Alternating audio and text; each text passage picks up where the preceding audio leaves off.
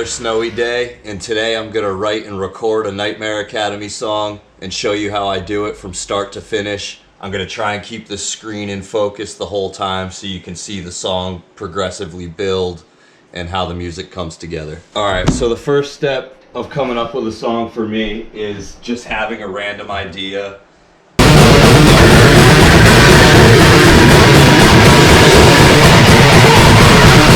I just thought of like a 2-second like bass line, like and that's so everything else I write is going to be around that key at least. So now I know a general guideline for every other instrument. The next part is just creating the blank tracks and then naming them. They're in a particular order for a particular reason, and you always start with the drums. I start with the bass and rhythm guitar after that. You can flip those in either direction you like. So we'll give it a go. Just record a rough bass line so we have bones to go by.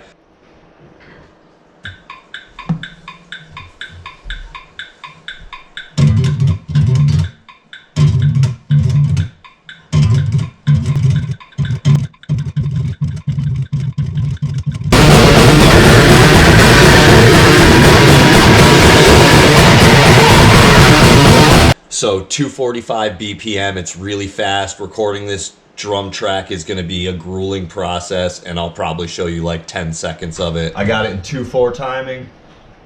Let's see what happens.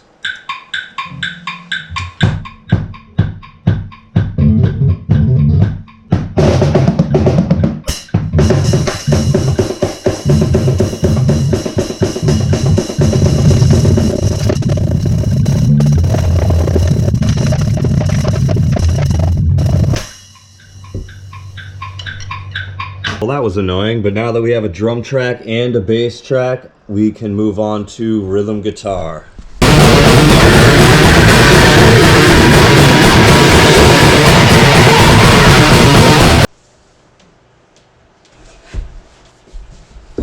The rhythm guitar line should be pretty easy because it's just a basic metal groove, like.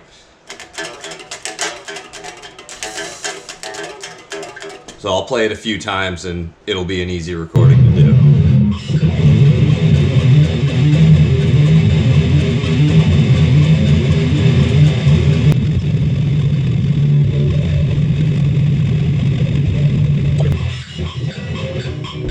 God. So next on the list is lead guitar.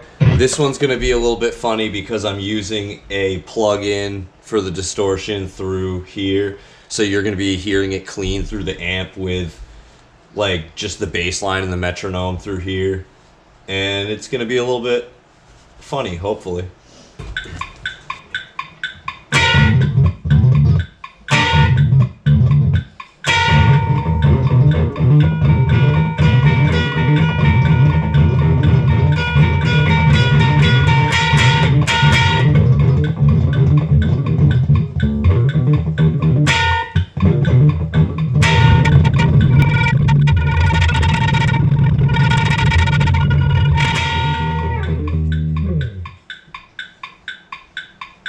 Alright, now that we got a bunch of the tracks recorded, I can go in here, adjust a couple of the volumes, cut a few things down, make sure everything blends right. I'll show you what each track sounds like solo real quick, and then what they sound like blended so far. But I'm just going to skim over that and show you what I got. I'll leave the metronome on for this.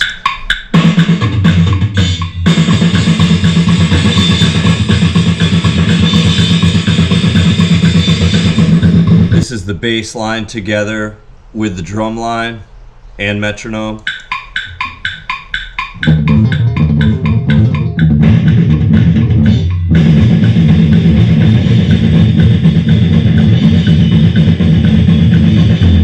Here's just that lead guitar line.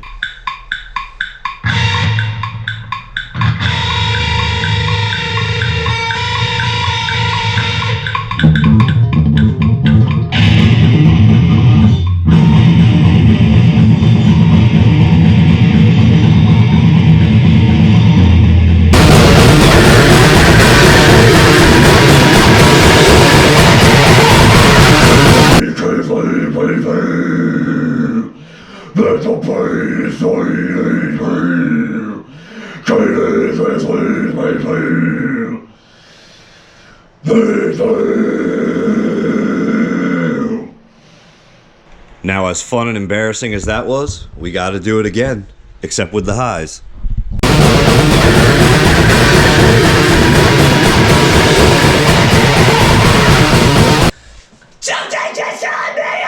Alright, after a lot of attempts, a lot of screaming into the microphone, a lot of adjusting of the tracks, and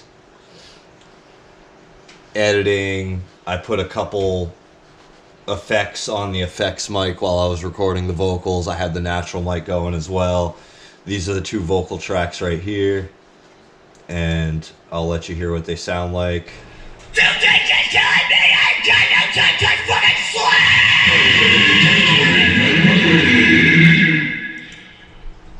Pretty weird without the rest of the song. This is really just my part of this process. This song now could get passed around between multiple different people, and they can add in their part where they see necessary, and they can make what I did better or add a little flavor to something or do whatever, and the song can come back to me looking very different, and that's amazing. I love that type of stuff. The song has taken shape.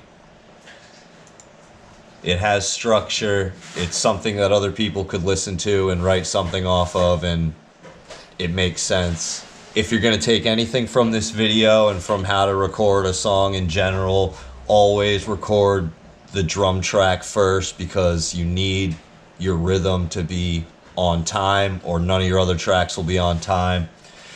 Your very first guitar or bass recording, your instruments need to be tuned perfectly, or all of your other recordings will be out of tune as well. And then when you send the tracks to anyone else, they're never going to be able to tune to the track properly.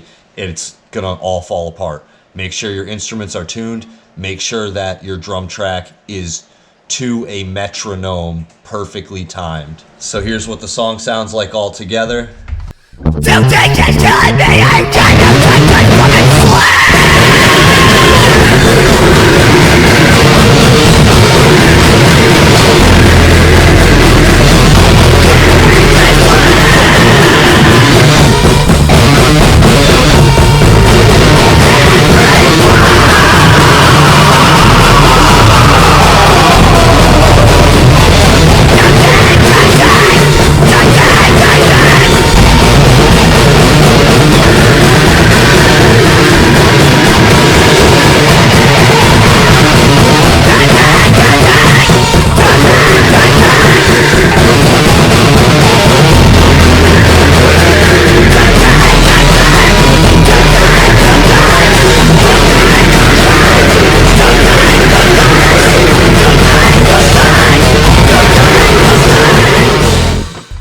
I hope you thought the process was interesting. I thought it was kind of fun.